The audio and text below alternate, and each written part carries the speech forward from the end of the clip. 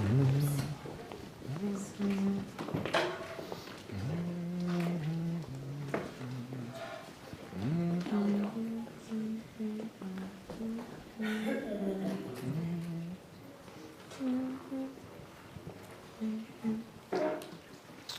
right, good news, good news, good news, good news.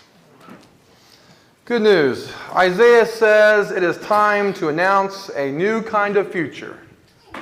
You think that's a good idea? No one? Yeah.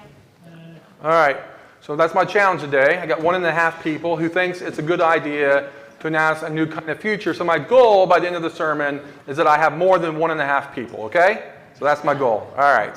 I think I can pull that off, hopefully. Isaiah, the book of Isaiah, is set amid a whole section of the Old Testament. It's a very unexciting section of the whole Old Testament, and we scholars call it prophetic literature. Prophetic literature is this big section of, how should I say this? Very depressing books. Books like Amos, Zechariah, Joel, Habakkuk, Obadiah, Nahum, Malachi, Micah. Any of those names new to you? Some people don't even know that some of those names are actually books in your Bible that's on your shelf at home. With full of dust, that's right. Harold knows where I'm going with this. And some of you may have never heard of these books because, well, they're depressing. It's about judgment and wrath, military oppression, famine, plagues, and most of all, divine justice. Typically, God is not very happy in these books. That's why it's depressing. Things that spell doom and gloom. Bible studies. Why don't I just zoom through those books? We did some studies in the Tuesday morning Bible study on the minor prophets. We zoomed through those books. Fortunately, they're short, but we zoomed through those books. Pastor Joe, can we get to something more exciting? Yes. Isaiah 61. Takes 60 chapters. Then we get there eventually. Isaiah gets to chapter 61, and he says it's time to announce a new kind of future. Do you like that idea? Yes. All right, good. We're up to 9.5. Good. A new kind of future. Not everybody wants a new kind of future. Some of you people don't want change. You want the same old, same old. In fact, there is an ideology that exists today still that wants us to live in prophetic literature, namely the minor prophets. Some call it fire and brimstone theology. Have you heard of that? When's the last time you heard a good fire and brimstone sermon? Anyone? Probably not from me. Probably. I said probably. I do have one in my library. I don't particularly like the phrase fire and brimstone theology. It's not very accurate. A more accurate statement would be divine justice theology. Otherwise known as what I call bullhorn theology. Do you know what I mean when I say bullhorn theology? You've probably seen it. No. The evangelist standing on the street corner. He's got his black Bible in one hand, and then the other hand he's got a bullhorn. And if he's really intentional, he's got a fancy sign next to him, or maybe a not so fancy sign next to him, where he is utilizing tools to get you to go find Jesus. Now, in bullhorn theology, there's 2 tools that the evangelist uses to get you to go find Jesus. And what are very effective. Many people found Jesus in those days. Now, today, I'm not saying there isn't a place for that theology. I think there is a place for that theology, but we must be honest about its effectiveness. In the Great Awakening in the 1700s, there was an enormous amount of credibility given to the leaders of the church. There was a reliance or a belief that the preacher always knew what he was talking about. Imagine that. It's true. And if the preacher said you were going to go to hell if you didn't straighten up, then that meant you were going to go to hell if you didn't straighten up. And so you straightened up. Now, today, particularly in our first world countries, it is a bit different. Many of you, believe it or not, don't automatically think, I know what I'm talking about. It's true. Just because I'm the pastor, and look, I can wear a robe, it doesn't change things. Yeah, some of you are still, I know who you are. Maybe not all of you. But I know who you are when I say something fascinating, or I say something that is full of conviction. And some of you look up to the ceiling. Is that true or not? For us here in this postmodern world, there's a discernment process that goes on in some of you. And not only are you looking to be inspired, but you're looking to be inspired by things that you agree with. Okay? Is Pastor Joe crazy or is he not? Do I agree with him or do I not? Just because I'm the pastor, you don't automatically think that I know what I'm talking about. In addition to that, in this postmodern world, we are more okay with thinking there is more than one truth. There is what you think is true, and there is what I think is true. And the question today isn't who is right and who is wrong. We're in a postmodern world. The question today is, do you agree with me or not? And if we agree, we'll get along just fine. And you'll come to church every Sunday, and you'll have a grand old time. And if we don't agree, well, you do you, and I'll do me. Isn't that the phrase today? You do you, I'll do me. We can go our separate ways, and we can both be okay. That is the postmodern world that we live in. And if I am crazy, or if you think I am crazy, you can drive 30 minutes to the other church or down the block, and you can find a different church who has a pastor who isn't so crazy. Church, because of the consumer mentality and the postmodern world, allows you to pick the one you like best. Isn't this a great country? It didn't used to be that way. It used to be the church that was in your community was the church in your community, and that's the one you went to. You didn't have choices. You didn't have the luxury of having a church on every corner. You didn't have the luxury of getting in your car and driving 30 minutes to whatever church you want to go to. And you certainly didn't have your pick of YouTube channels. The result is this. The result is the pressure on the church to be nicer to people because of the consumer and business mentality. I have to be nice to you. I have to be nice. Because if I'm not nice to you, what are you going to do? If I'm not nice to you, what happens? Well, Harold's going to tell me, but some of you will just leave. Some of you will tell me and then leave. Some of you won't even tell me, you'll just leave, and you won't be back. So I have to be nice to you. So you see why bullhorn theology isn't nearly as effective today. Because we want to be treated nicely. It's much easier to avoid those preachers who want to make you feel afraid or guilty. But that doesn't mean that bullhorn theology still doesn't exist in more subtle ways, even here. Have you ever heard these phrases? Why did God do this to me? Ever hear that? Have you ever said it to yourself? Yeah? What did we do wrong to deserve this? Why did God allow the earthquake to happen? Or the volcano? Or the hurricane? Or the flood? Why is there so much death? Why does God allow so much death to happen? Is the guy really saved or isn't he? Or does he just think he is? Or am I saved or am I not really? I don't know. And out of all those questions, you can still hear whispers of bullhorn theology about how God reserves the right to judge you and to judge you harshly if God so chooses. As a result, church life can become a place that is filled with anxiety and uncertainty. And who wants to go to a church filled with anxiety and uncertainty after you've lived anxiety and uncertainty Monday through Saturday?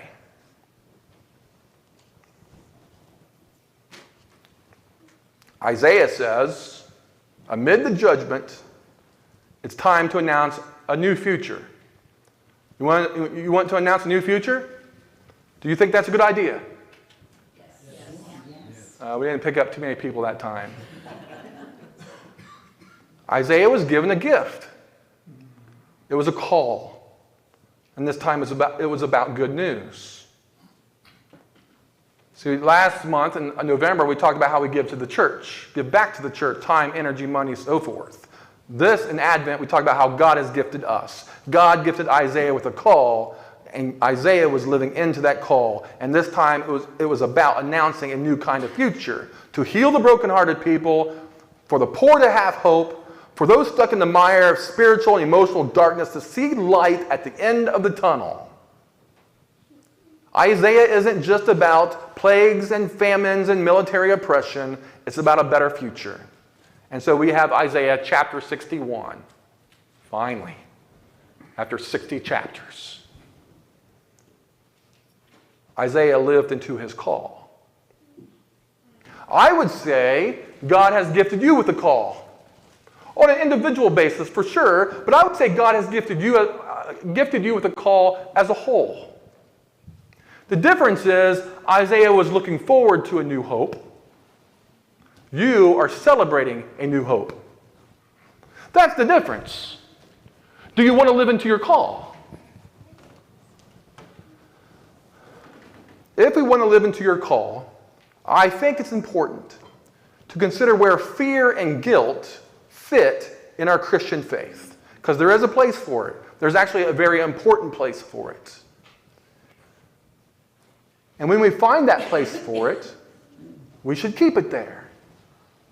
And remind everyone around us where fear and guilt fit in our Christian faith. So where is the fear and where is the guilt? In 2 weeks, we celebrate the birth of Christ. We make it a big deal. We're looking forward to it. We even light candles. Looking forward to the birth of Christ as one who gives hope and peace and love and joy. Hope, peace, love, and joy. Hope, peace, love, and joy. I always get 3, I always forget the 4th. Hope, peace, love, and joy. But how does that happen? As a kid, I remember being told, yes, hope, peace, love, and joy, but how does that happen? How does a baby being born make all those things happen in very practical terms? We know the ideas of it. We like the ideas of it, but how do we see it? How do we feel it? How do we touch it? How does it, in practical terms, how does it make itself real? How does the birth of a baby change so much? I think we should know this. After all, we're lighting candles. Faith, hope, peace, and love. Remember last week? I wished you a new year. Happy New Year. Remember that? Yes. I stood up and I said, Happy New Year. And some of you looked at me weird. You didn't. Some of you aren't aware that we started a new Christian calendar last Sunday. Last Sunday was the first Sunday of Advent. It is the beginning, again, of another journey. A journey of what? Well, in Advent, we look forward to the birth of Christ. Then Christmas comes and we celebrate the birth of Christ. Then Epiphany comes and we celebrate the life of Christ. And then Lent comes and we learn again the need for Christ. And then Easter comes and we celebrate the resurrection of Christ. And it all builds up to Pentecost where we celebrate the birth of the church. It's a journey. These 4 candles isn't just about Christmas Eve. It's about the beginning of an entire journey.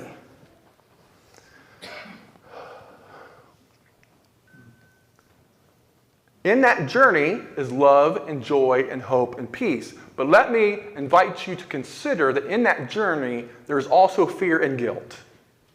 Every step of the way. What happens on Christmas Eve? We talk about hope, peace, love, and joy. I know I'm getting those on all the different orders, I think. But did you know there's fear and guilt on Christmas Eve? Jesus being born, a baby having to be put in a feeding trough because of a cold war, a world that rejects the coming of a new king. You think there isn't fear and guilt there? We like to skip the horrific part of the Christmas story when Herod sends soldiers to kill all the babies. We skip that part. Why? Fear and guilt. We don't want to read about the fear and guilt part. We just want the hope, peace, love, and joy parts. Right? What about sending the Magi? Who's way over there? They're still looking. What about them? Why were they sent to find Jesus? So they could get rid of Jesus. It's the fear and guilt part. The wilderness, we get to Epiphany. Jesus goes out in the wilderness. He gets tempted by the same things you get tempted with. Some of the temptations that some of you fall into. What are we experiencing there? Things that elicit fear and guilt. Garden of Gethsemane. Jesus is getting ready to experience an excruciating death. His friends are gathered around him in the Garden of Gethsemane, and what do his friends do? Sleep. They fall asleep. You think there wasn't fear and guilt there? Guilt for sure. And can we talk about the disciple Peter? Denied Jesus 3 times. Yeah? And then ultimately you have the cross. Ultimately you have the cross. In one of the Gospels, there's a soldier at the foot of the cross. And it wasn't Ernest Borgnine. He's standing there at the foot of the cross. He looks up at Jesus, and he says, "Surely that is the Son of God." A soldier whose job it was to watch a guy die, essentially saying he doesn't belong there.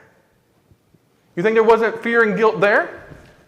So we can talk about love and joy and peace and hope, but the reason we can talk about those things is because all along the way, there's also fear and guilt. And it's on the cross where the fear and guilt hangs. Ultimately, it's on the cross where fear and guilt hang in the most obvious of ways. Where's our fear and guilt? I just gave you the answer. On the cross. And in the Christian faith, it is on the cross that hangs the fear and guilt of all of us who have faith. So where's the fear and guilt for us? It's on the cross. Keep it there. This is what we don't do a very good job of this. We don't keep it there. We take it down off the cross so that we can experience it. Do you ever think God is punishing you for something? Some people do. Some people still, it's part of their theology where they think when they do something wrong, God's going to get them somehow. Well, God is punishing you for doing something wrong. Where is it? On the cross. Jesus got the punishment for you. God is not in the tornado that destroys your home. God is not in the Tesla that doesn't start in the morning. God is not in that respiratory infection that you can't get rid of. We chuckle, some of us chuckle about that, but for some of us, that's a real theology that some people have. That even though Jesus died for me, it wasn't good enough, God's got to punish me extra somehow. And in believing that and thinking that to yourself, what you're doing is you're minimizing the sacrifice of Christ. Do you think God is judging you harshly? God is judging you harshly. Where's it at? On the cross. Not in the food poisoning that you got in your $50 steak. Right? Not in that family drama you experienced at Thanksgiving. God isn't in that miscarriage that you had. Fear and guilt die on the cross. And when there is, and so when you have the kind of faith where you just simply accept the fact that Jesus took on your fear and guilt on the cross, then your fear and guilt go away. And what do you have when you have no fear? Peace. Who said peace? Raise your hand. Way in the back, Jackie, you get a gold star. When there is no fear, now you have peace. So when we light the candle, looking forward to peace, we're looking forward to a journey that takes away the fear so that we can have peace. When you don't have guilt, what do you have? Peace. joy, hope. You can experience love. It's hard to experience love when you are mired in guilt. Now, I know that what this is sounding like. This is sounding like a Good Friday sermon. But I wanted to remind you how the Christmas event is so special.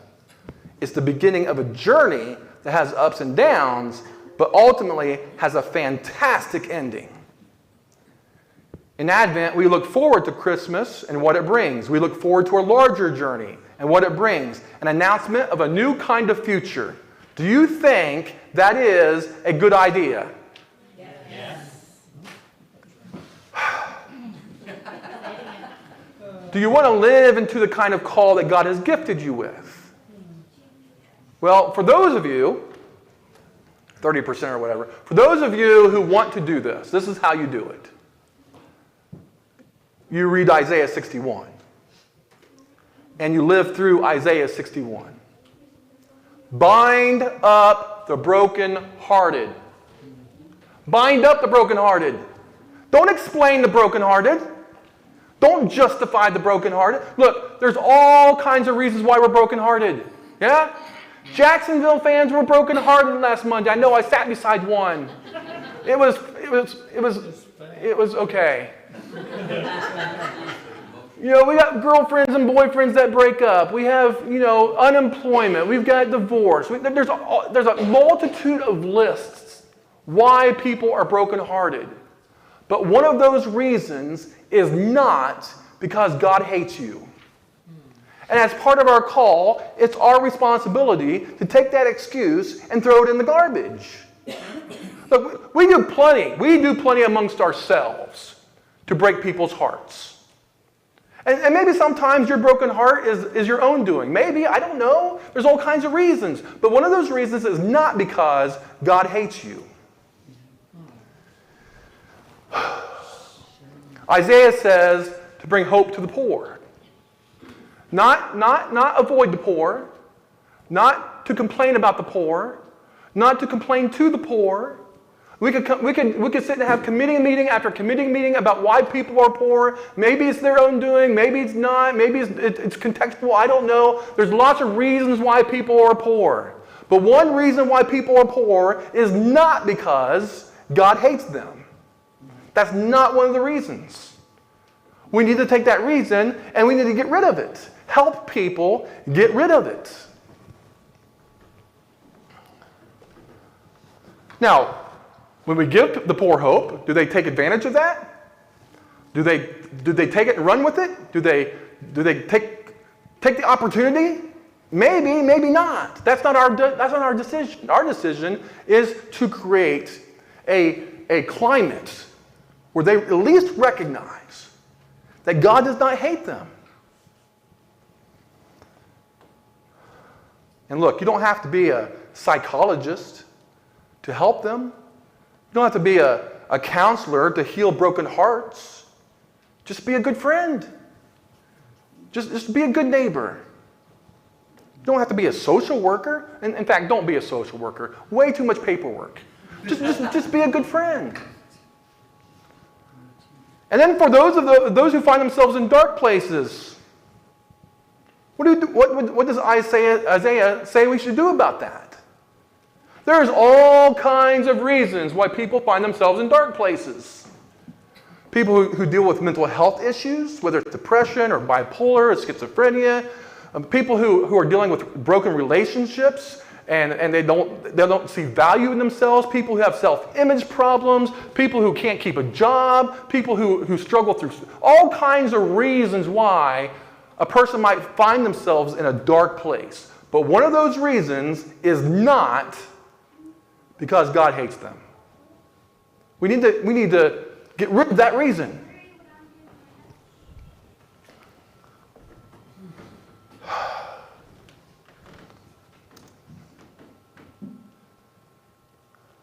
Some of you have preached.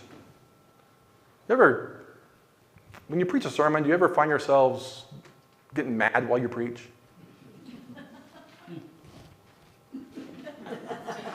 Penny thought that was funny. It's frustrating sometimes when you state the obvious and yet people don't catch on to the obvious. I don't know. It's obvious to me. We need to empower people. I'm not saying enable them. I'm saying empower people, to equip people. Show love to people. It's time to announce a new future. Do you think that is a good idea? Yes. You know, there's a reason that this is an easy sermon to preach during Advent and Christmas. It's an easy sermon to preach because we're all doing it.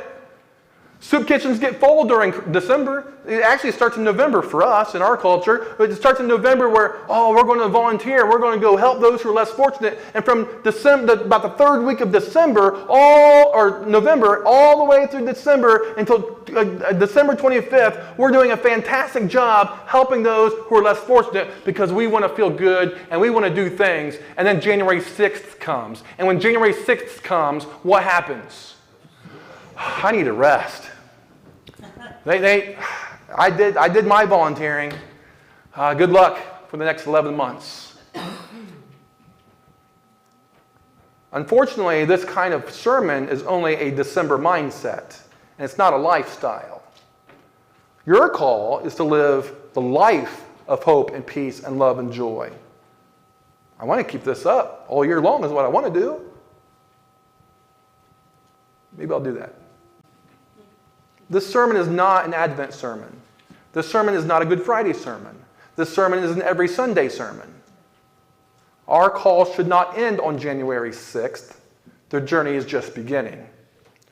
Live into your call all year long, be the church, and announce to those around you a new kind of future. And announce it by how you talk to people. Announce it by what kind of things you do during your time.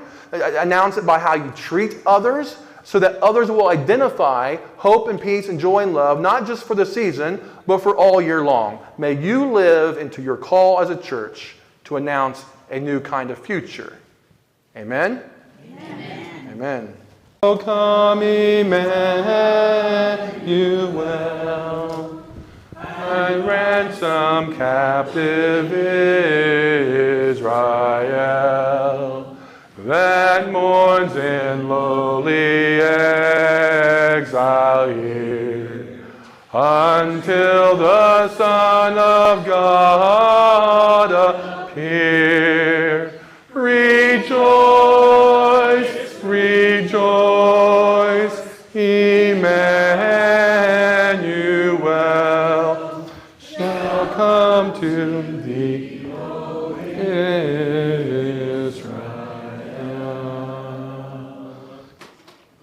concerns and joys. We want to keep Julie Rowland in our prayers. Excuse me. She's a colleague. Kim, I hope you're watching. Kim's been sick all week.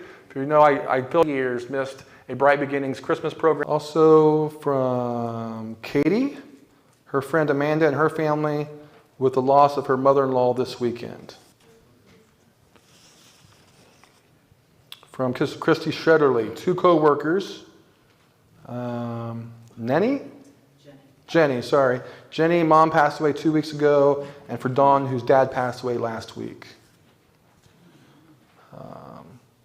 Stephanie Bendeman, prayers for Charles Bendeman, starting chemo for a brain tumor. Prayers for him. From Jenny Harlow, prayers for good outcomes for her upcoming CT scan, answers for kidney issues. Prayers for you, Jenny. All right. From Bill and Patty Hammett, prayers for their daughter-in-law's father who is very sick. For Ann Porter, who's having cataract surgery tomorrow. We need her to be able to see the music on Saturday, so pray for certainly that goes well. From Doug, Pastor Doug, his son Jeff is having kidney stones. Prayers for him. Mary and Ron Fogel, Bill Scott, Mary's dad fell Friday and has a nasty wound. We will be traveling to Missouri next weekend. Hard for them. Welcome them.